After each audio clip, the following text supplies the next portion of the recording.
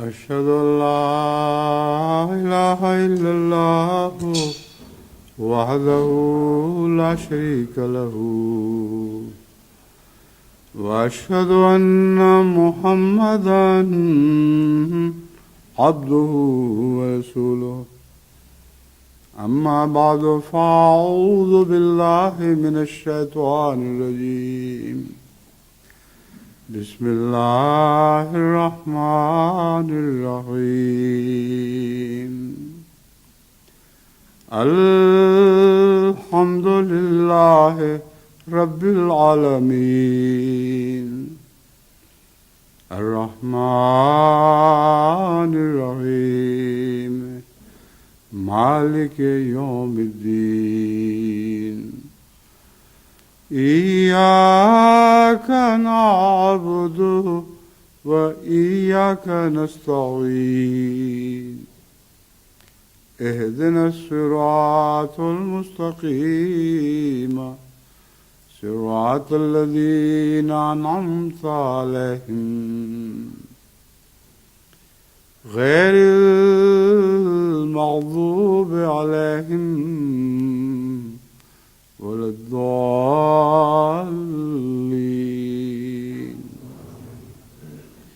يا أيها الإنسان إنك كادح إلى ربك كدحا فملاقيه فأما من أوتي كتابه بيمينه فسوف يحاسب حسابا يسيرا.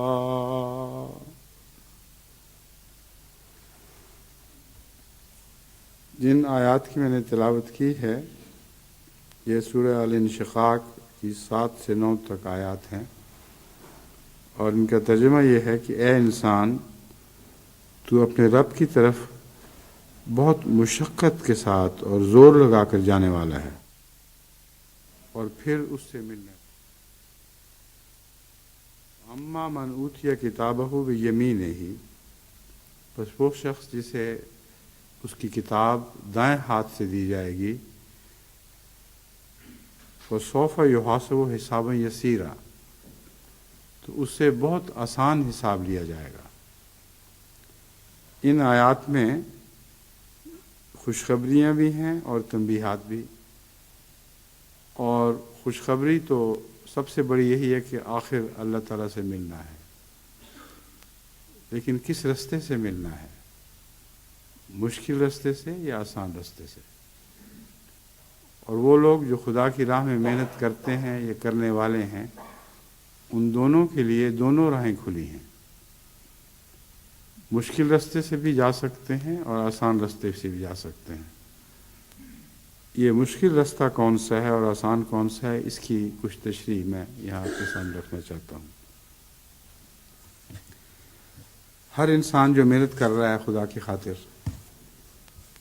اسے بالآخر اس سے ملنا تو ہے، مگر اگر اس کی محنت کامیاب نہ ہو، یعنی رستے کی مشکلات اس پر حاوی رہیں اور ملنے کی راہ میں شیطانی روکیں بہت بڑی ہوں جن کو وہ پوری طرح عبور نہ کر سکے، تو ملے گا تو یہ بھی، مگر حساب یسیر کے ساتھ نہیں ملے گا. اس رستے کی بہت سی غلطیاں ایسی ہوں گی جن کو اللہ تعالیٰ معافی کے لائق نہیں سمجھے گا. اس لیے معافی کے لائق غلطیاں جو ہیں ان کے لیے حساب یسیر کا لفظ استعمال ہوا ہے. جو غلطیاں خدا کے علم میں معافی کے لائق نہیں، ان کے لیے یہ خوشخبری نہیں ہے کہ فَأَمَّا مَنْ أُوتِيَ كِتَابَهُ بِيَمِينِهِ. حساب تو دونوں کا ہوگا، لیکن ایک مشکل حساب ہے، اور ایسا حساب ہے جیسا کہ احادیث نبوی سے پتہ چلتا ہے کہ باریک نظر سے ان کے کھاتوں کا مطالعہ کیا جائے گا اور ہر غلطی کو نکال کے نمایاں کر دیا جائے گا. اس قسم کے حساب کا تجربہ انسان کو اپنی روزمرہ کی زندگی میں ہوتا ہی رہتا ہے. بعض لوگ ایسے ججوں کے سامنے پیش ہوتے ہیں جو فیصلہ کیے بیٹھے ہوتے ہیں کہ اس کو پکڑنا ہے، اس کے سارے کھاتے منگوا لیتے ہیں، اگلا پچھلا سب اچھی طرح کھنگال کر دیکھتے ہیں، اور جہاں کوئی نہ غلط بات نکلے اس کو نمایاں کر دیتے ہیں، اور اس میں ان کا ضد اور تعصب شامل ہوتا ہے۔ لیکن اللہ تعالیٰ جب حساب کرتا ہے تو ظاہر ہے کہ اس میں کسی ضد یا تعصب کا سوال نہیں۔ خدا کے علم میں ہر چھوٹی سے چھوٹی غلطی بھی ہے اور سب بڑی سے بڑی غلطیاں بھی ہیں۔ ان غلطیوں پر نظر رکھتے ہوئے وہ قیامت کے دن حساب کتاب سے پہلے یہ فیصلہ کر چکے گا کہ فلاں شخص کا اعمال نامہ اتنا گندا ہے اور اتنا بالارادہ غلطیاں شامل ہیں کہ اسے معاف نہیں کرنا، اور چونکہ معاف نہیں کرنا اس لیے سب عالم کے سامنے، سارے یوم معاشر میں ہر ایک کے سامنے اس کا کھاتا خود بولے گا، اور ایسا بولے گا کہ ہر شخص مطمئن ہو جائے گا کہ اس سے کوئی ناانصافی نہیں کی گئی، جو کچھ کیا گیا ہے بین ہی اسی کا اس کا اعمال نامہ تقاضا کر رہا تھا۔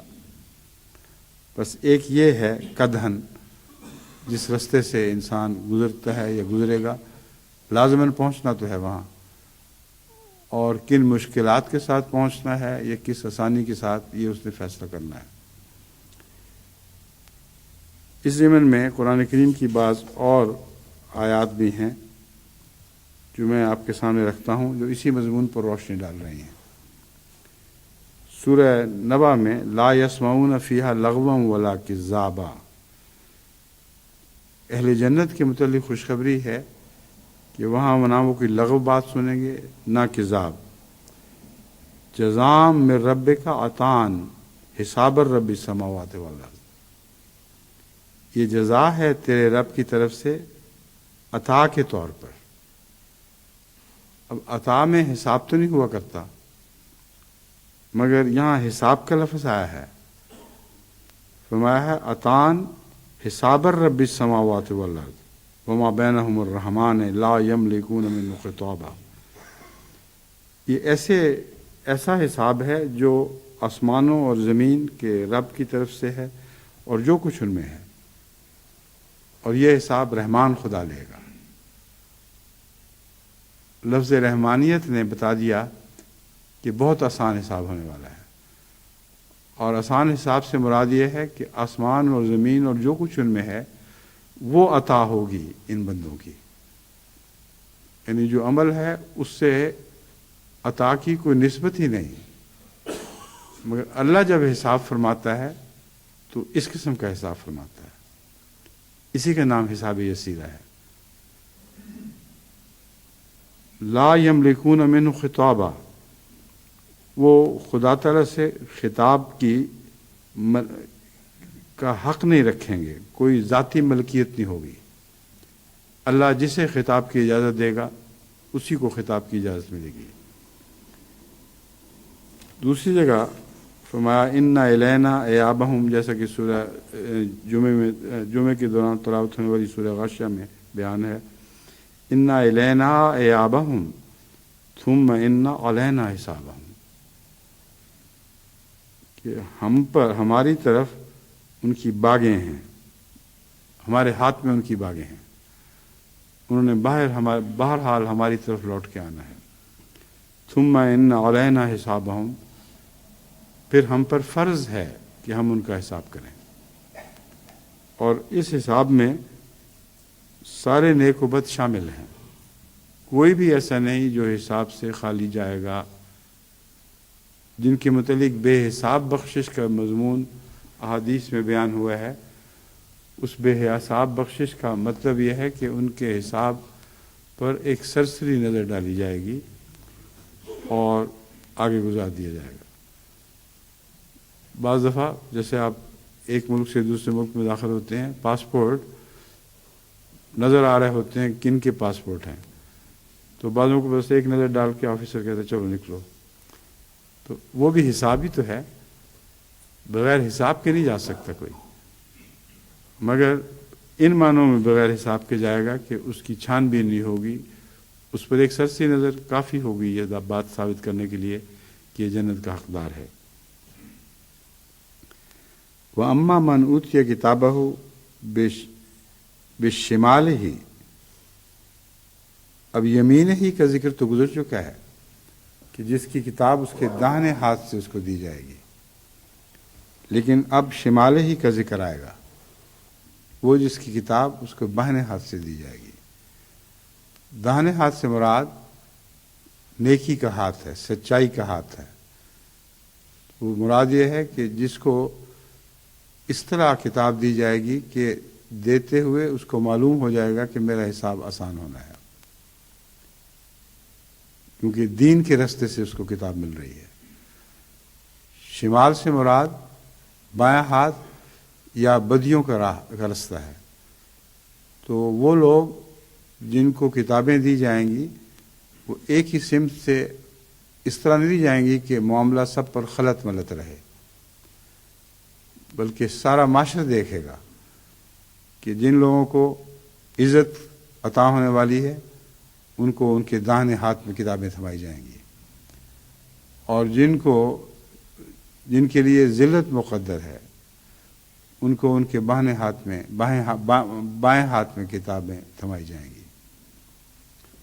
فَأَمَّا مَنْ أُوتِيَ كِتَابَهُ بِشِمَالِهِ، پس یقیناً وہ شخص جس کو بائیں ہاتھ سے کتاب دی جائے گی یا بائیں ہاتھ میں کتاب تھمائی جائے گی، فَيَقُولُ يَا لَيْتَنِي لَمْ أُوتَ كِتَابِيَهْ،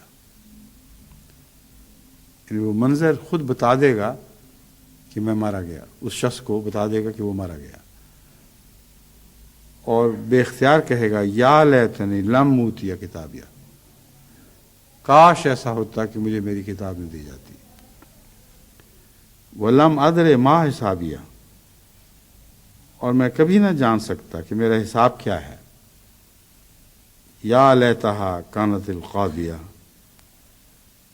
وائے افسوس کہ یہ تو ایک فیصلہ کن چیز ہے، فیصلہ کن کتاب ہے۔ الحاقہ آیات 26 تا 28۔ حضرت صلی اللہ علیہ وآلہ وسلم نے اسی مضمون کو بیان فرمایا ہے، اور اس کی ضرورت اس لیے پیش آئی کہ حضرت اقدس محمد مصطفیٰ صلی اللہ علیہ وسلم خود بھی یہ دعا کیا کرتے تھے کہ میرا حساب آسان کرنا، اور حضرت عائشہ رضی اللہ تعالی عنہا اس پہ متعجب تھیں کہ حضرت صلی اللہ علیہ وآلہ وسلم اپنے حساب کی باتیں کیوں کرتے ہیں اور اپنے آسان حساب کی کیوں باتیں کرتے ہیں، آپ تو بے حساب بخشے جانے والے انسان ہیں۔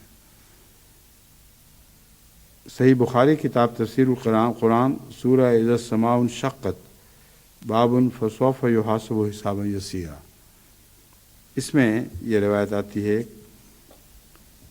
دو روایتیں ہیں جو میں نے چنی ہیں، دونوں میں یہی مضمون ہے، لیکن وہ مضمون ایک دوسرے کو کھول رہا ہے۔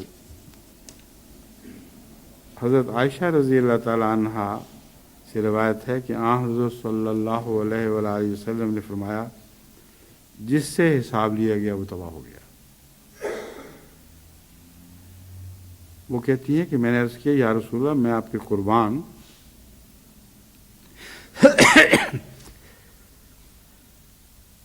کیا اللہ تعالیٰ نے یہ نہیں فرمایا اما من اوتی کتابہ بیمینہ فسوف یحاسب حسابا یسیرا؟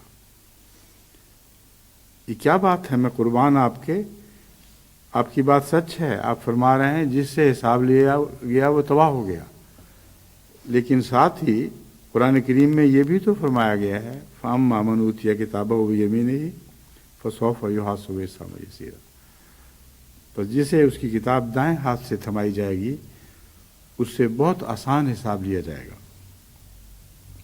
آپ نے فرمایا یہاں حساب سے مراد اعمال سے آگاہ کرنا ہے، لیکن جس کے محاسبہ میں سختی کی گئی وہ ہلاک ہو گیا۔ حساب سب کا ہوگا، لیکن ایک حساب وہ ہے جہاں صرف اعمال سے آگاہ کرنا مقصود ہے، وہ حساب یسیر ہے۔ لیکن میں جو کہتا ہوں کہ ہلاک ہو گیا، مراد یہ ہے کہ جس کے محاسبے میں سختی کی گئی وہ ہلاک ہو جائے گا۔ دوسری حدیث میں جو مسند احمد بن حنبل سے لی گئی ہے، حضرت عائشہ رضی اللہ تعالیٰ عنہا فرماتی ہیں کہ ایک دفعہ آن حضرت صلی اللہ علیہ وآلہ وسلم کو دوران نماز یہ دعا کرتے ہوئے سناؤ، اللہم حاسبنی حسابا یسیرا، اللہم حاسبنی حسابا یسیرا۔ محمد رسول اللہ یہ دعا مانگ رہے ہیں اور بار بار عرض کر رہے تھے نماز میں، اللہم حاسبنی حسابا یسیرا، اے میرے اللہ مجھ سے آسان حساب کرنا۔ حضرت عائشہ فرماتی ہیں جب آپ نماز سے فارغ ہوئے تو میں نے عرض کی، اے اللہ کے نبی، حساب یسیر سے کیا مراد ہے؟ فرمایا جس کا اعمال نامہ سرسری نظر سے دیکھا گیا۔ جیسا کہ میں نے آپ سے عرض کی تھی کہ یہاں بھی جب بارڈر کراس کیے جاتے ہیں تو بعض پاسپورٹ صرف سرسری نظر سے دیکھے جاتے ہیں۔ تو یہ دعا کر رہے تھے کہ میرا حساب نامہ بھی سرسری نظر سے دیکھا جائے۔ اب سوال یہ پیدا ہوتا ہے کہ آن حضرت صلی اللہ علیہ وآلہ وسلم کیوں بے قرار ہیں، جبکہ لازماً آپ کو علم تھا کہ اگر کوئی بے حساب بخشا جا سکتا ہے تو آپ ہیں۔ اگر کسی کا اعمال نامہ سرسری نظر سے دیکھا جانے کے لائق ہے تو حضرت محمد رسول اللہ کا اعمال نامہ اس لائق تھا۔ لیکن یہ دعا کیوں کرتے ہیں کہ میرا حساب نامہ آسانی کرنا؟ اس کی وجہ وہ انکسار ہے جو آن حضرت صلی اللہ علیہ وآلہ وسلم کا طرۂ امتیاز تھا، اور اس انکسار میں ایک گہری حقیقت تھی۔ آپ جانتے تھے کہ آپ بھی فضل الہی کے سوا بخشے نہیں جا سکتے، اور اپنے اعمال پر ذرہ بھی فخر کی نگاہ نہیں تھی، کیونکہ جانتے تھے کہ یہ توفیق بھی تو اللہ ہی نے دی ہے، ورنہ مجھے کیسے توفیق مل سکتی تھی کہ میں ایسے اعمال بجا لاؤں۔ تو انکساری اور شکر کے امتزاج نے یہ دعا آپ سے کروائی ہے، اے میرے رب میرا حساب آسان کرنا، کیونکہ جو بھی مجھے عطا ہوئے تو نے عطا کیا ہے، تیری عطا ہے، مگر میں تیرے شکر کا تقاضا ادا کرتا ہوں اور عز کا تقاضا ادا کرتا ہوں، عرض کر رہا ہوں کہ وہاں بھی احسان کا سلوک ہو جیسے یہاں احسان کا سلوک ہوا ہے۔ بس شک کی وجہ سے نہیں بلکہ تضرعات میں اس کا یہ حصہ ہے کہ عز بھی اختیار کیا جائے اور شکر بھی ادا کیا جائے۔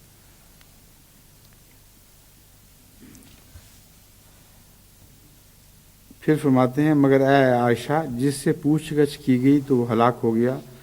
ہر وہ مصیبت جو مومن کو پہنچتی ہے اللہ تعالیٰ اس کی وجہ سے مومن کی کوئی غلطی معاف کر دیتا ہے، حتیٰ کہ اگر اسے کوئی کانٹا بھی چبھے تو اس کی وجہ سے اس کا کوئی گناہ معاف کر دیا جاتا ہے۔ تو حساب کا یسیر کا ایک اور معنی بھی بیان فرما دیا جس طرف عام انسان کی نظر پہنچ نہیں سکتی تھی۔ فرمایا مومن کا حساب تو اس دنیا میں جاری ہو چکا ہوتا ہے، اور مومن کے حساب میں ایک کانٹا بھی داخل کیا جاتا ہے، جو کانٹے کی تکلیف پہنچتی ہے گویا اس کو اپنے غلط اعمال کی جزا یہاں ہی مل گئی ہے، اور قیامت تک پہنچنے سے پہلے اسی دنیا میں اس کا حساب چکا کر یہ فیصلہ کر دیا جاتا ہے کہ یہ اب آسان حساب کا مستحق ہو گیا ہے، کیونکہ دنیا میں ہر تکلیف، ہر بیماری، ہر مشکل، ہر غم اس کے اعمال نامہ میں ایک جزا کے طور پر لکھا جائے گا۔ اب اس مضمون کو اگر آپ سمجھ لیں تو جو میں بار بار نصیحتیں کرتا آیا ہوں اور بعض لوگ نہیں سنتے کہ دنیا میں جو غم پہنچتے ہیں، جو مشکلات ہوتی ہیں، وہ اگر مومن ہیں آپ تو آپ کے کھاتے میں جزا کے طور پر لکھے جائیں گے، اور قیامت کے حساب کی سختیوں سے آپ بچا دیے جائیں گے۔ یہ احسان ہے، اور لوگوں کی اس احسان پر نظر نہیں ہوتی۔ کوئی پیارا ہاتھ سے نکل جائے، کوئی دکھ پہنچے، کوئی تکلیف، کچھ مال ضائع ہو، تو ایسا واویلا کرنے لگتے ہیں کہ گویا وہ انہی کا تھا، انہی کا حق ہے، لازم ہے خدا پر کہ ان سے اس دنیا میں ہر معاملے میں نرمی برتے اور کبھی سختی سے کام نہ لے۔ اس خیال کے ساتھ ان کا قیامت کا اعمال نامہ گندا ہو جائے گا اور حساب یسیرہ کی فہرست سے نکل کے وہ حساب اسیرہ کی فہرست میں داخل کر دیے جائیں گے۔ اس لیے یہ سارا معاملہ کھول کر بیان کرنا ضروری تھا، اور آن حضرت صلی اللہ علیہ وآلہ وسلم کے اس معرفت کے نقطے نے مجھے یہ بات سمجھائی جو میں آگے آپ کو سمجھا رہا ہوں، کہ مومن کی یہاں کی تکلیفیں اس کے وہاں کے حساب یسیر کے لیے ضروری ہیں، اور جتنی زیادہ آزمائش خدا کی راہ میں آتی ہے اتنا ہی زیادہ حساب یسیر وہاں مقدر ہو جاتا ہے۔ اس مضمون کو سمجھیں تو تمام انبیاء میں سب سے زیادہ تکلیف حضرت صلی اللہ علیہ وسلم کو ذاتی بھی منصب کی تکلیفیں، دشمن کی ہر وقت کی بکواس، دل کا آزار اور جسمانی تکلیف۔ کوئی دنیا میں ایک نبی نکال کے دکھائیں جس کو محمد رسول اللہ سے بڑھ کر تکلیفیں پہنچی۔ اس کے بعد حساب یسیر کے سوا کیا باقی رہ جاتا؟ کوئی دنیا میں کہہ نہیں سکتا کہ مجھے تو تکلیف کے بدلے حساب دیا جائے، محمد رسول اللہ کو کون سی تکلیف پہنچی تھی؟ تو تکلیف اس لیے نہیں پہنچی کہ آپ کے گناہ بخشے جائیں، تکلیف اس لیے پہنچی کہ ساری دنیا کو نمونہ دکھا دیں۔ اس کو کہتے ہیں خدا کی رستے میں قادحٌ الی ربک قدحً فملاقیہ۔ ہر روگ سے بے نیاز ہو کے میں گزرتا چلا گیا ہوں، ہر رستے کے زخم مجھے پھول لگے، ہر آزمائش میں میں کامیاب ہو کر سرفراز نکلا ہوں۔ اگر تم چاہتے ہو کہ تم بھی اسی طرح اللہ سے ملاقات کرنے والے ہو تو میرا راستہ پکڑو۔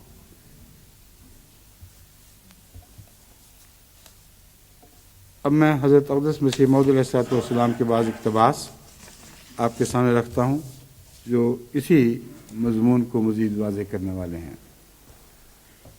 یا مضمون تو محمد صلی اللہ علیہ وسلم نے واضح فرما دیا، لیکن ان کی باریک راہوں کو رسول اللہ صلی اللہ علیہ وسلم نے دوبارہ دہرایا ہے تاکہ ہمارے لیے بھی حساب یسیر کے سامان پیدا ہو سکیں۔ گزشتہ خطبے میں نے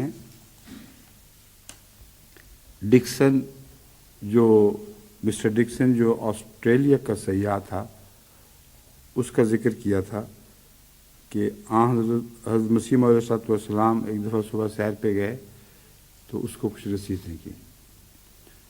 جتنی نصیحتیں میں نے بیان کی تھیں جو آپ نے اس کو کی، ان کا مضمون سے تعلق تھا۔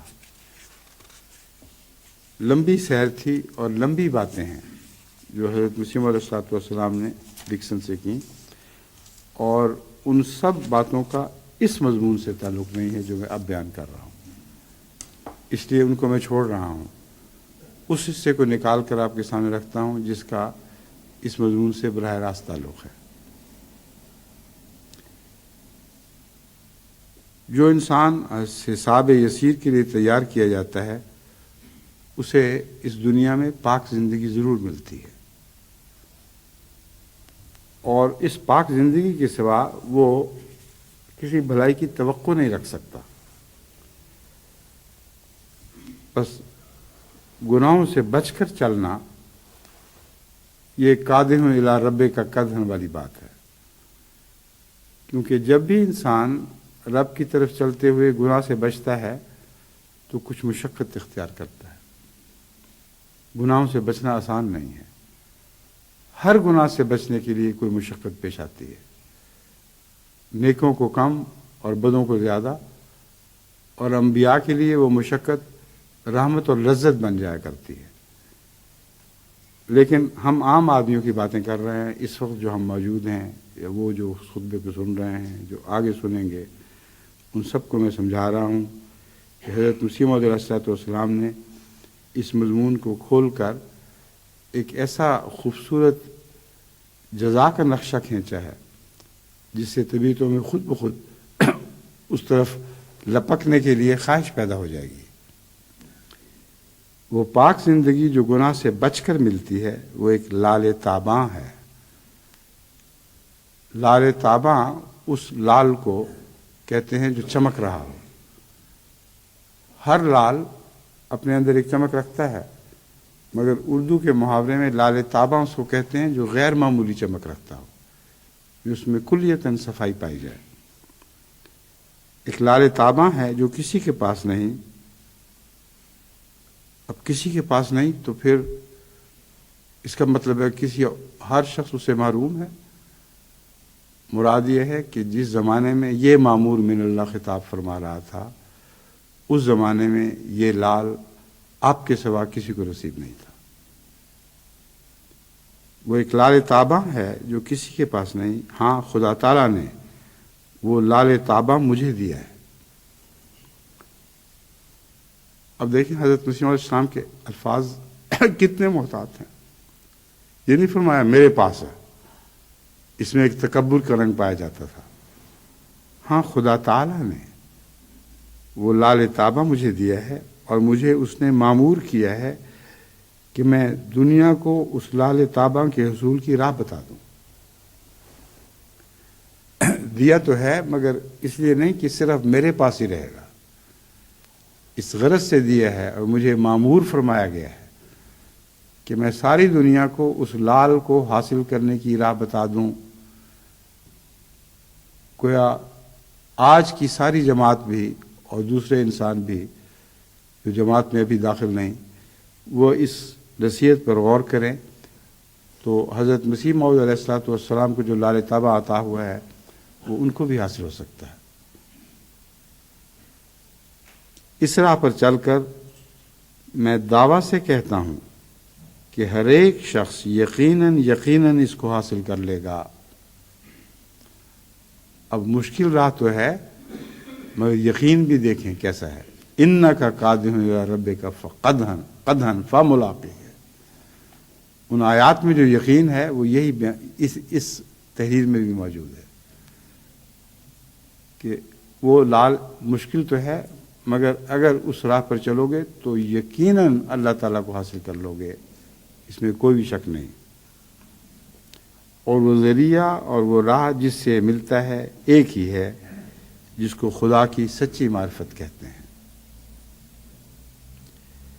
در حقیقت یہ مسئلہ بڑا مشکل اور نازک مسئلہ ہے، کیونکہ ایک مشکل امر پر موقوف ہے۔ سچی معرفت کو مشکل امر بیان فرما رہے ہیں۔ کہتے ہیں آسان راہ اور یقینی راہ تو ہے مگر ایک مشکل امر پر موقوف ہے۔ اس مشکل کو اگر تم گوارا کر لو تو ہر دوسری مشکل آسان ہو جائے گی۔ اگر اس سے ڈر گئے تو پھر تمہیں کچھ بھی نصیب نہیں ہوگا۔ در حقیقت یہ مسئلہ بڑا مشکل اور نازک مسئلہ ہے کیونکہ ایک مشکل امر پر موقوف ہے۔ فلاسفرز جیسا کہ میں نے پہلے کہا ہے آسمان اور زمین کو دیکھ کر اور دوسرے مصنوعات کی ترتیب ابلغ و محکم پر نظر کر کے صرف اتنا بتاتا ہے۔ فلاسفرز نہیں، فلاسفر ایک فلسفی صرف اتنا بتاتا ہے کہ کوئی صانع ہونا چاہیے، مگر ایسے فلسفی بھی دنیا میں کم ہیں جو سب باتوں پر غور کر کے یہ فیصلہ کر سکیں کہ کوئی صانع ہونا چاہیے۔ میں نے ارسطوٹل کی مثال دی تھی، وہ جیسا کہ بیان کیا جاتا ہے وہ بظاہر خدا کی ہستی کا قائل نہیں تھا جیسے اس کی تاریخ اس کے تاریخ دان بیان کرتے ہیں، لیکن اس حقیقت کو نہیں سمجھتے کہ وہ فلسفی ان فلاسفرز میں تھا جن کی تعریف مسیح السلام فرما رہے ہیں۔ اس نے جب کائنات پر غور کیا تو اس لازمی نتیجے تک پہنچا کہ اس کائنات کی ایک وجہ اول ہونی چاہیے جو کائنات کے مادے سے تعمیر نہ ہو، بلکہ اس سے وہ مادہ تعمیر ہو جو تخلیق کے نتیجے میں پیدا ہوگا، اور اس وجہ اول کے بغیر اس کائنات کا وجود ممکن ہی نہیں ہے۔ ارسطو کو اسی لیے رہتی دنیا تک خدا تعالیٰ نے ایک عظمت عطا فرمائی کہ وہ سچا فلسفی تھا، اور بات کی تہ تک پہنچ کر جو نتیجہ اخذ کرتا تھا آج تک کوئی اس نتیجے کو جھٹلا نہیں سکا۔ اور یہ مسئلہ جب میں نے دیکھا اس کی کتابوں میں تو اس کے لیے میرے دل میں بڑی گہری عزت پیدا ہوئی کہ واقعتاً ایسے فلسفی ہیں جو سچے ہوں تو اللہ تعالیٰ خود ان کی رہنمائی فرماتا ہے۔ بس ترتیب ابلغ و محکم پر نظر کر کے، ابلغ و محکم انتہائی بلیغ اعلیٰ مضامین سے بھری ہوئی، اور محکم جس کو تب ہلایا نہ جا سکے، ٹلایا نہ جا سکے، اتنا بتاتا ہے کہ کوئی سانع ہونا چاہیے۔ اب یہ بھی تعریف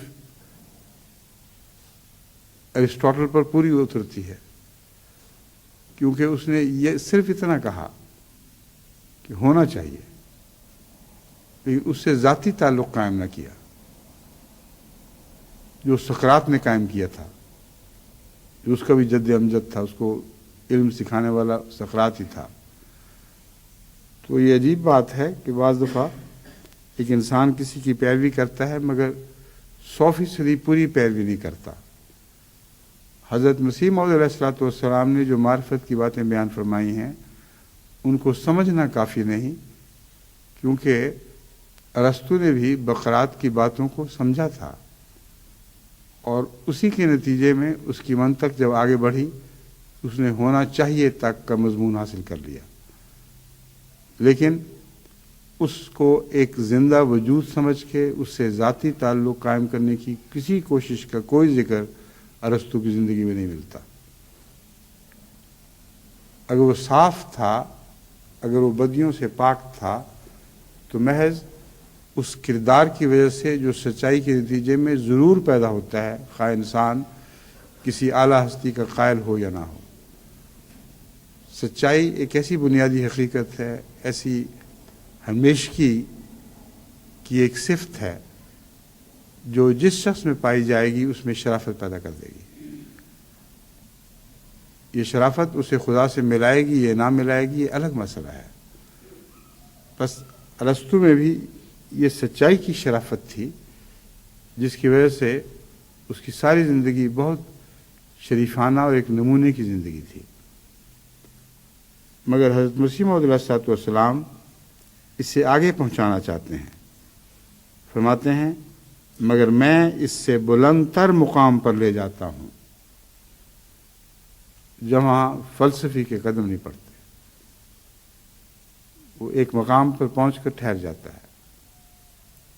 میں جو معمور من اللہ ہوں ایک بلند تر مقام پر لے جاتا ہوں اور اپنے ذاتی تجربوں کی بنا پر کہتا ہوں کہ خدا ہے۔ یعنی ملاقی ہے کا وعدہ اس دنیا میں پورا ہو گیا۔ اگرچہ اس آیت کا حوالہ نہیں دیا مگر مضمون بین ہی وہی ہے۔ ملاقات کے بعد ذاتی تجربہ نصیب ہوتا ہے، اور اگر اس دنیا میں ملاقات نہیں ہوئی تھی تو کیسے فرما سکتے ہیں کہ میں ذاتی تجربے کی بنا پر کہتا ہوں؟ بس ایک ملاقات تو وہ ہے جو قیامت کے دن ہونی ہی ہونی ہے۔ اس ملاقات کی بنیادیں اس زندگی میں قائم کی جاتی ہیں، کھڑی کی جاتی ہیں، اور مرنے سے پہلے انسان جان لیتا ہے کہ میں اپنے رب سے مل چکا ہوں۔ یہ یقین کی زندگی حضرت مسیح موعود معمور من اللہ کی اطاعت سے اور آپ کی پیروی سے نصیب ہوگی، اور اس میں جد و جہد بہت ہے۔ جیسے کہ میں نے عرض کیا ہے، بعض لوگوں کے لیے ساری عمر کی انتھک محنت ہے، یا بعض لوگوں کے لیے ساری عمر کی تھکا دینے والی محنت ہے۔ دونوں میں سے ایک تو لازم ہے، وہ تو بہرحال اختیار کرنی ہوگی۔ اب ان باتوں کے بعد اپنی جماعت سے مسیح موعود علیہ السلام جو توقعات رکھتے ہیں وہ میں آپ کے سامنے پڑھ کے سنا دیتا ہوں۔ فرماتے ہیں کہ میں جس راستے کی طرف بلا رہا ہوں، اگر تم میری جماعت کہلاتی ہو یا میری جماعت کہلاتے ہو تو اپنے وجود سے اس بات کو ثابت کرو کہ تم میری جماعت ہو۔ لیکن جس راستے کی طرف میں بلا رہا ہوں اگر تم اس پر نہ چلنے والے ہو تو وہ لال تابہ جو مجھے نصیب ہوا ہے، دنیا تو اس کو نہیں دیکھ سکتی، تمہیں دیکھ سکتی ہے۔ اور اگر تم وہ لال تابہ نہیں ہو بلکہ گندے کوئلے کی طرح ہو تو کیسے دنیا کہہ سکتی ہے کہ میں امام وقت ہوں اور میرے پیچھے چلنے والوں نے لال تابہ حاصل کر لیا یا لال تابہ بن گئے۔ فرماتے ہیں جماعت کے افراد کی کمزوری یا برے نمونہ کا اثر ہم پر پڑتا ہے۔ یہ خیال مت کرو کہ تم آزاد ہو، جس طرح کی چاہو زندگی بسر کرو اور ہم پر اس کا اثر نہیں پڑے گا۔ اس اثر پڑنے کی وجہ سے نظام جماعت سے خارج کرنے کی مجبوری پیش آتی ہے۔ بعض لوگ سمجھتے ہیں کہ یوں ہی سختی کی جا رہی ہے۔ ہرگز یوں ہی سختی نہیں کی جا رہی، اس سختی کی مجھے تکلیف پہنچتی ہے، لیکن حضرت مسیح موعود علیہ السلام مجھے سب سے زیادہ عزیز ہیں۔ اس لیے جب میں یہ دیکھتا ہوں کہ کسی کے بد نمونے نے حضرت مسیح موعود علیہ السلام پر غلط عکس ڈالا ہے اور ان کو دیکھ دیکھ کر لوگ غلط نتیجے نکالیں گے، جب تک اصلاح کا امکان موجود ہے ان کی اصلاح کی جاتی ہے۔ جب تھک جاتے ہیں اور دیکھتے ہیں کہ وہ اصلاح کے لیے تیار نہیں تو لازماً ان کو جماعت سے اس لیے الگ کرنا پڑتا ہے کہ ان کی وجہ سے حضرت اقدس مسیح موعود علیہ السلام پر کوئی غلط عکس نہ پڑے۔ یہی بات ہے جو مسیح موعود علیہ السلام اس بات یہاں کھول رہے ہیں۔ جماعت کے افراد کی کمزوری یا برے نمونہ کا اثر ہم پر پڑتا ہے اور لوگوں کو خام خواہ اعتراض کرنے کا موقع مل جاتا ہے۔ پس اس واسطے ہماری طرف سے تو یہی نصیحت ہے کہ اپنے آپ کو عمدہ اور نیک نمونہ بنانے کی کوشش میں لگے رہو۔ اب یہ جو کوشش میں لگے رہنا ہے یہ میں بیان کر چکا ہوں کہ بعض لوگ کہتے ہیں کہ سب کو خارج کیوں نہیں کر دیتے، اس لیے کہ مسیح علیہ السلام نے فرمایا ہے کہ کوشش میں لگے رہو۔ جن لوگوں کے متعلق یہ یقین ہے، ایسے آثار نظر آتے ہیں کہ وہ نیکی کی کوشش کر رہے ہیں اور اصلاح کی طرف مائل ہیں، ہرگز مجھے اجازت نہیں ہے کہ ان کو جماعت سے باہر قرار دوں، کیونکہ مسیح موعود علیہ السلام کی الفاظ مجھ پر حاکم ہیں۔ کوشش میں لگے رہو، جب تک فرشتوں کی سی زندگی نہ بن جاوے تب تک کیسے کہا جا سکتا ہے کہ کوئی پاک ہو گیا۔ اب یہ جو کوشش ہے اس کا انجام فرشتوں کی سی زندگی ہے، اور اس زندگی کے متعلق حضرت مسیح علیہ السلام جو آیت پیش فرما رہے ہیں وہ ہے یفعلون ما یؤمرون، کہ فرشتوں کی حالت سے مراد یہ ہے کہ جو کچھ ان کو حکم دیا جاتا ہے وہی کرتے ہیں، کیوں اور کیا اور کیسے کے سوال نہیں اٹھا کرتے۔ یفعلون ما یؤمرون، فرمایا جب میری جماعت اس حال کو پہنچ جائے گی کہ جو کچھ کہا جائے گا وہ اس کو کریں گے، تب میں یہ کہہ سکوں گا کہ یہ جماعت فرشتوں کے مقام کو حاصل کر چکی ہے۔ فنا فی اللہ ہو جانا اور اپنے سب ارادوں اور خواہشات کو چھوڑ کر محض اللہ کے ارادوں اور احکام کا پابند ہو جانا چاہیے۔ اب فنا فی اللہ کا ایک مضمون تو یفعلون ما یؤمرون ہے، دوسرا مضمون ہے جو مشکل راہ سے تعلق رکھتا ہے۔ فرشتے تو بنائے ہی ایسے گئے ہیں، یفعلون ما یؤمرون، ان کی مجال نہیں ادھر ادھر ٹھل سکیں، اس راہ سے ہٹ سکیں۔ ان کی صفات میں بالارادہ رستے سے ہٹنا داخل ہی نہیں فرمایا گیا. لیکن انسان جو فنا فی اللہ ہونے کی کوشش کرتا ہے اسے اس رستے سے گزرنا ہوگا جسے انک قادح الی ربک قدحا فرمایا گیا. اس کے لیے ہر قدم پر دو امکانات یا احتمالات پیدا ہوتے ہیں، نیکی کرے یا بدی کرے، نیکی کرے یا بدی کرے. اور ان ٹھوکروں نے رستے کو بہت مشکل بنا دیا ہے. فرماتے ہیں فنا فی اللہ ہو جانا اور اپنے سب ارادوں اور خواہشات کو چھوڑ کر محض اللہ کے ارادوں اور احکام کا پابند ہو جانا چاہیے. اور اس پابندی میں ہر شخص جو اس مقام کو پہنچتا ہے یا پہنچنے کی کوشش کر رہا ہے اس کی ذمہ داری اس وقت تک ادا نہیں ہوتی جب تک اپنے گھر اور گرد و پیش کو بھی اپنا جیسا نہ بنانا چاہے.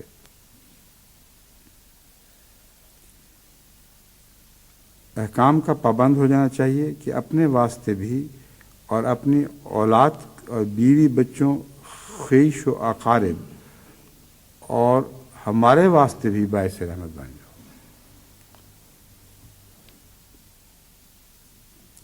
حضرت مسیح علیہ السلام کی تحریر کی یہ بات ہے جو بے اختیار آپ کی محبت کے آنسو آنکھوں سے جاری کر دیتی ہیں. کتنا پاکیزہ، کتنا مکمل کلام ہے، ابلغ کلام ہے. فرمایا اگر تم نے یہ لال تابہ حاصل کر لیا ہے، اس رستے پر چل پڑے ہو جو میں کہتا ہوں، تو پھر صرف تمہارا اکیلے چلنا کافی نہیں. اپنے سب ارادوں اور خواہشات کو چھوڑ کر محض اللہ کے ارادوں اور احکام کا پابند ہو جانا چاہیے کہ اپنے واسطے بھی اور اپنی اولاد، بیوی بچوں، خیش و اقارب ان سب کے لیے بھی یہی نمونہ بنو، یہی اسے نصیحت کرو اور ان سب کے لیے رحمت بن جاؤ. اور آخر میں فرمایا اور ہمارے واسطے بھی باعث رحمت بن جاؤ. تو حضرت مسیح علیہ السلام جو ہمارے لیے باعث رحمت ہے، کیسا انکساری کا کلام فرماتے ہیں کہ اگر تم اس بات کا احساس رکھتے ہو کہ مجھے خدا نے معمور کر کے تمہیں کن کن مشکلات سے بچایا، کن گندی راہوں سے نکالا، کس پاک راستے پر چلا دیا، تو شکر کا حق اس طرح بھی ادا کرو کہ میرے واسطے بھی باعث رحمت بنو، باعث زحمت نہ بنو. تمہاری وجہ سے لوگ میرے اعلیٰ اخلاق کو پا لیں، ان کو دیکھ لیں. تمہاری وجہ سے لوگ جان لیں کہ مجھے خدا تعالیٰ نے وہ لال تابہ تھما دیا ہے. تو جب تم وسیلہ بنو گے لوگوں کے مجھ تک پہنچنے کا، تو گویا تم میرے واسطے بھی باعث رحمت ہو جاؤ گے. بہت ہی پیارا کلام، بہت ہی عاشقانہ کلام ہے. اور جماعت سے جیسی محبت ہے اور جو تقاضے ہیں ان کو یہ کلام خوب کھول کر بیان فرما رہا ہے. فرماتے ہیں مخالفوں کو کے واسطے اعتراض کا موقع ہرگز ہرگز نہ دینا چاہیے. اللہ تعالیٰ فرماتا ہے فَمِنْهُمْ ظَالِمٌ لِنَفْسِهِ وَمِنْهُمْ مُقْتَصِدٌ وَمِنْهُمْ سَابِقٌ بِالْخَيْرَاتِ. سورہ فاطر. مراد یہ ہے فَمِنْهُمْ ظَالِمٌ لِنَفْسِهِ، ان میں ایسا انسان بھی ہے جو اپنے نفس کی خاطر اس پر ظلم کرتا ہے. قادح الی ربک قدحا، بین ہی یہی مضمون ہے. انسان اپنے نفس کی خاطر اس پر ظلم کرتا ہے. جیسے ماں بچے کی خاطر بظاہر بچے پہ ظلم کرتی ہے. ایک استاد طالب علم کی خاطر بظاہر اس پر ظلم کرتا ہے، سخت کام لیتا ہے، اتنا گھر کا کام دے دیتا ہے، بیچارے کے لیے گھر میں بھی آرام میسر نہیں آتا. یہ مضمون ہے ظالم لنفسہ. ہر انسان اپنے نفس سے بھی اس کی خاطر ایسا سلوک کر سکتا ہے جو مشکل ہو مگر ہو اس کی خاطر. وَمِنْهُمْ مُقْتَصِدٌ، اور ان میں مقتصد بھی ہیں جو نسبتاً توازن اختیار کرنے والے، یعنی کچھ ظلم بھی کرتے ہیں، کچھ نہیں بھی کرتے، خدا جتنی توفیق دیتا ہے ہلکے قدموں کے ساتھ اس راہ پر چلتے ہیں۔ وَمِنْهُمْ سَابِقٌ بِالْخَيْرَاتِ، اور ان میں ایسے بھی ہیں جو خیرات میں سب کو پیچھے چھوڑ جاتے ہیں۔ حضرت مسیح علیہ السلام کے الفاظ میں پہلی دونوں صفات ادنا ہیں، ظالم لنفسہ اور مقتصد کی صفات نسبتاً ادنا ہیں۔ سابق بالخیرات بننا چاہیے، ایک ہی مقام پر ٹھہر جانا کوئی اچھی صفت نہیں ہے۔ فرمایا ظالم لنفسہ اور مقتصد اپنی ذات میں اچھی صفات ہیں، مگر ان کے ساتھ سابقوں بالخیرات کو جڑ جانا چاہیے۔ یہ ایک بالکل نیا مضمون ہے جو حضرت مسیح علیہ السلام ان آیات کے تسلسل اور رابطے میں بیان فرماتے ہیں۔ عام طور پر یہ سمجھا جاتا ہے کہ سابق بالخیرات ان سے ایک بالکل الگ انسان ہے، یہ لوگ اپنی اپنی جگہ اچھے ہیں اور وہ اپنی جگہ اچھا ہے۔ یہ پہلی دفعہ میں نے حضرت مسیح علیہ السلام کی تحریر میں پڑھا اور اس کی حقیقت سمجھا کہ ظالم لنفسہ ہی بھی اور مقتصد بھی تب خدا تعالیٰ کی نظر میں مقبول ٹھہرائے گا اگر وہ سابقوں بالخیرات بھی ہو، اور سابقوں بالخیرات ان دونوں خوبیوں سے کاٹ کر کوئی الگ مضمون نہیں ہو سکتا۔ چنانچہ مسیح علیہ السلام کی اس تحریر کو اب میری وضاحت کے بعد غور سے سنیں تو آپ کو بات سمجھ آ جائے گی۔ پہلی دونوں صفات ادنا ہیں، سابق بالخیرات بننا چاہیے، ایک ہی مقام پر ٹھہر جانا کوئی اچھی صفت نہیں ہے۔ دیکھو ٹھہرا ہوا پانی آخر گندا ہو جاتا ہے، بس اگر اپنے نفس پر ظلم کرنے والا ایک دو دفعہ کی آزمائش میں پڑھ کر وہیں ٹھہر جائے تو وہ شخص نہیں ہے جو کامیابی کو پالے گا۔ اگر درمیانی راہ اختیار کرنے والا کچھ عرصہ اعتدال اختیار کر کے پھر تھک جائے تو ہرگز وہ نیکی کو پانے والا نہیں ہے۔ فرمایا اس کے لیے لازم ہے کہ وہ جاری رہے۔ ایک ہی مقام پر ٹھہر جانا کوئی اچھی صفت نہیں ہے۔ دیکھو ٹھہرا ہوا پانی آخر گندا ہو جاتا ہے، کیچڑ کی صحبت کی وجہ سے بدبودار اور بدمزہ ہو جاتا ہے۔ جب پانی ٹھہر جاتا ہے، پانی خود تو اچھی چیز ہے جیسا کہ یہ دونوں صفات بیان کر رہی ہیں، لیکن کیچڑ کی آمیزش کی وجہ سے کیونکہ وہ ٹھہر گیا اس لیے کیچڑ پیدا ہوا، وہ سے بدبودار اور بدمزہ ہو جاتا ہے۔ چلتا پانی ہمیشہ عمدہ، ستھرا اور مزیدار ہوتا ہے، اگرچہ اس میں بھی نیچے کیچڑ ہو، اور کیچڑ اس پر کچھ اثر نہیں کر سکتا۔ یہ معرفت کا نقطہ سب کو سمجھنا ضروری ہے۔ ہم جو خدا کے عام بندے ہیں جن کو بہت اعلیٰ بلند مقامات نصیب نہیں ہوئے، وہ اپنی نفس کے اندر تہ میں کیچڑ دیکھ کر گھبرائیں نہیں۔ کیچڑ سے پاک ہونا بہت بات کی بات ہے، لیکن اگر وہ چلتے پانی بنے رہیں گے تو ان کے نفس کا کیچڑ ان کے اعمال کو گندا نہیں کر سکے گا، اور ان سے بدبو نہیں آئے گی، ان سے خوشبو اٹھے گی، اور ایسا صحت والا پانی بنیں گے جس کو لوگ پئیں گے اور سیراب ہوں گے اور اس سے لطف اندوز ہوں گے۔ بس کتنی باریک مثالیں حضرت مسیح علیہ السلام دے کر ہمیں متوجہ فرما رہے ہیں کہ گناہ اور نیکی کی حقیقت کیا ہے اور خدا کے ہاں کیا بات مقبول ہے۔ چلتا پانی ہمیشہ عمدہ، ستھرا اور مزیدار ہوتا ہے، اگرچہ اس میں بھی نیچے کیچڑ ہو۔ اب اس میں بھی فرمایا ہے، صاف پتہ چلتا ہے کہ بعضوں میں نہیں ہوتا،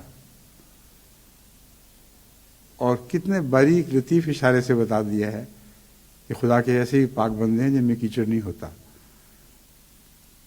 مگر بعضوں میں کیچڑ بھی ہوتا ہے۔ بس میں کئی دفعہ جماعت کو توجہ دلا چکا ہوں کہ حضرت مسیح السلام کی تحریرات کے ہر لفظ پر ٹھہر کر غور ضروری ہے، ورنہ اس کی کنوں کو آپ پا ہی نہیں سکتے۔ ایک ایک لفظ موتی کی طرح وہیں جڑا ہوا ہے جہاں اسے جڑا ہونا چاہیے۔ اگرچہ اس میں بھی نیچے کیچڑ ہو، مگر کیچڑ اس پر کچھ اثر نہیں کر سکتا۔ یہی حال انسان کا ہے کہ ایک ہی مقام پر ٹھہر نہیں جانا چاہیے۔ یہ حالت خطرناک ہے۔ ہر وقت قدم آگے ہی رکھنا چاہیے، نیکی میں ترقی کرنی چاہیے، ورنہ خدا تعالیٰ انسان کی مدد نہیں کرتا۔ اب نیکی میں ترقی کرنی چاہیے ورنہ خدا تعالیٰ انسان کی مدد نہیں کرتا۔ ان اللہ لا یغیر ما بقوم حتی یغیروا ما بانفسہم کا مضمون دوسرے لفظوں میں بیان فرما دیا ہے۔ ایک تو یہ بات ہے کہ اللہ توفیق نہ دے تو نیکی کی طرف قدم آگے نہیں بڑھ سکتا، لیکن دوسری طرف انسان کوشش نہ کرے اور یہ سمجھے کہ اللہ مجھے نیک کر دے گا، یہ درست نہیں ہے۔ کوشش کی طرف متوجہ ہونا ضروری ہے، اور یہ کوشش ہے جس کا مسیح فرما رہے ہیں، ہر وقت قدم آگے ہی رکھنا چاہیے، نیکی میں ترقی کرنی چاہیے، ورنہ خدا تعالیٰ انسان کی مدد نہیں کرتا۔ یہ ایک امر واقعہ ہے کہ جو شخص نیکی کی جانب چاہے تھوڑی رفتار سے چل رہا ہو، اس کو ضرور غیب سے مدد ملتی ہے۔ کوئی چیز ٹھہری ہوئی نہیں، جب وہ ٹھہر جائے گا تو سٹیگننٹ ہونے لگے گا، اس کے اندر کیچڑ پیدا ہونا شروع ہو جائے گا، اور پھر وہ کیچڑ کی جانب رخ اختیار کر لے گا اور گندے سے گندا تر ہوتا چلا جائے گا۔ یہ ایسا قانون قدرت ہے جس میں کوئی استثناء نہیں ہے۔ اب جتنے گندے کیچڑ ہیں ان پر نگاہ کر کے دیکھیں، وہ جتنی دیر ٹھہرے رہتے ہیں اور بدبودار ہوتے چلے جاتے ہیں، اور جراثیم کی ہماجگاہ بن جاتے ہیں۔ اس میں مسیح علیہ السلام فرما رہے ہیں، ورنہ خدا تعالیٰ انسان کی مدد نہیں کرتا، اور اس طرح سے انسان بے نور ہو جاتا ہے، جس کا نتیجہ آخر کار بعض اوقات ارتداد ہو جاتا ہے۔ اس طرح سے انسان دل کا اندھا ہو جاتا ہے۔ تو یہ ٹھہرنے کے نتائج ہیں۔ بعض دفعہ ارتداد اختیار کر جاتا ہے، بعض دفعہ نہیں بھی کرتا، مگر دل کا اندھا ہوتا ہے، اہل بصیرت میں شمار نہیں ہو سکتا۔ اس لیے ضروری نہیں کہ ارتداد والا ہی جماعت سے نکلتا ہے، بعض لوگ جماعت میں ٹھہرے ہوئے جماعت سے نکل جاتے ہیں۔ ملفوظات جلد 5 صفحہ 456 مطبوعہ ربع۔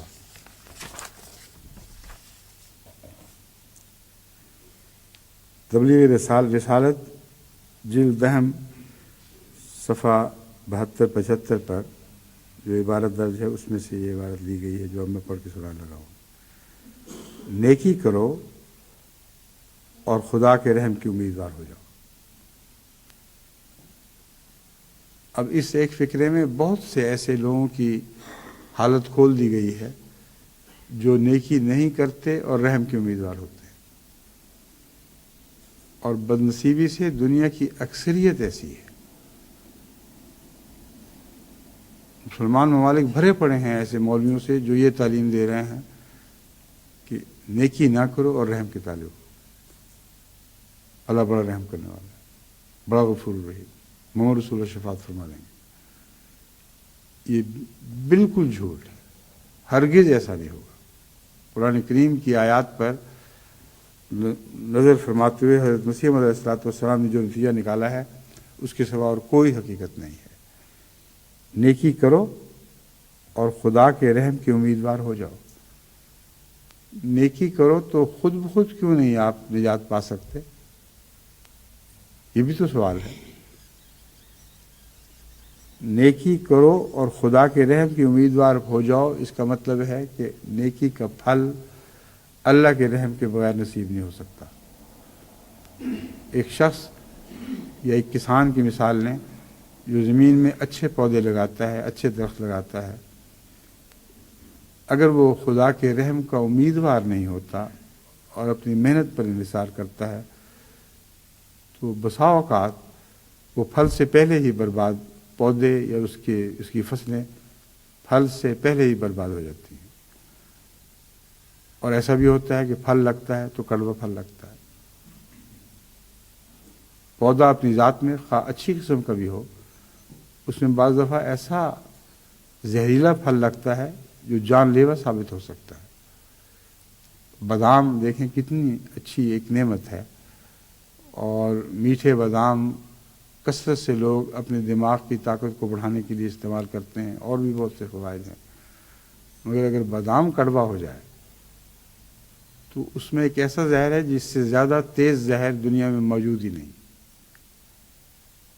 بہت ہی زہریلا بن جاتا ہے، لیکن وہ اتنے معمولی مقدار میں زہر اس کا ہوتا ہے کہ اگرچہ اس کا کھانا ایک انسان کے لیے ایک عذاب ہے، مگر اب پھر بھی وہ قاتل نہیں ہوتا، بہت تھوڑا ہوتا ہے۔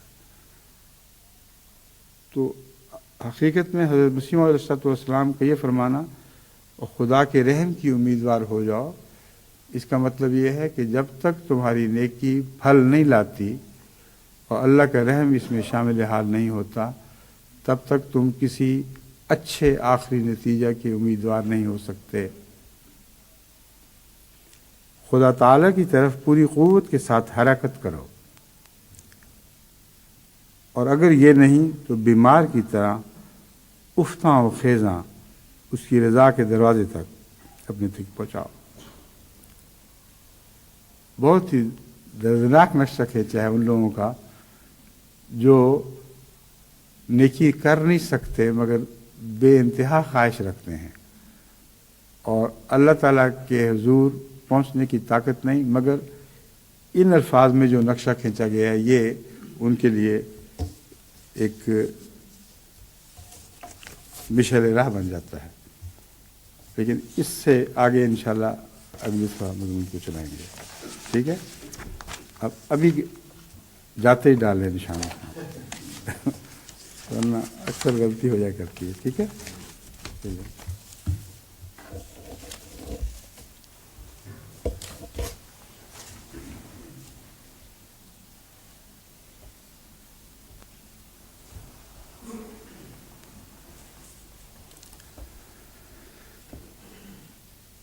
الحمد لله نحمده ونستعينه ونستغفره ونؤمن به ونتوكل عليه ونعوذ بالله من شرور أنفسنا ومن سيئات أعمالنا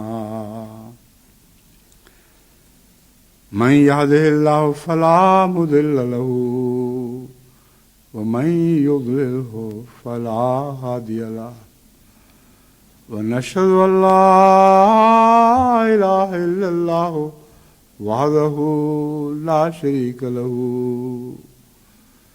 ونشهد أن محمدا عبده ورسوله عباد الله رحمكم الله إن الله يأمر بالعدل والإحسان وإيتاء ذي القربى وينهى عن الفحشاء والمنكر والبغي يعظكم لعلكم تذكرون اذكروا الله يذكركم وادعوه يستجب لكم ولذكر الله أكبر